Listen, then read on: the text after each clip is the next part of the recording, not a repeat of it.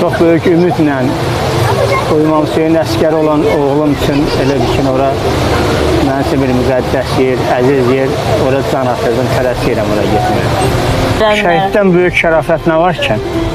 Allahın lütfüdür, Allahın mənim şahididir, şakiridir. Bundan böyük lütfü nə var ki? Həmvətənlərimiz, hər kəs İmam Hüseyini sevir. Bu oğlanların hamısı da, bu döyüşə gedən oğlanların hamısı da İmam Hüseyin deyib, döyüşə gediblər. Hamısı da qalib gəliblər, kişinin canlarından keçiblər. Başqa nə deyərəm ki?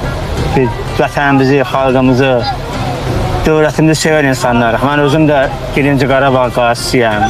Yəni ki, bizim üçün vətən sevgisi bir nömrəlidir.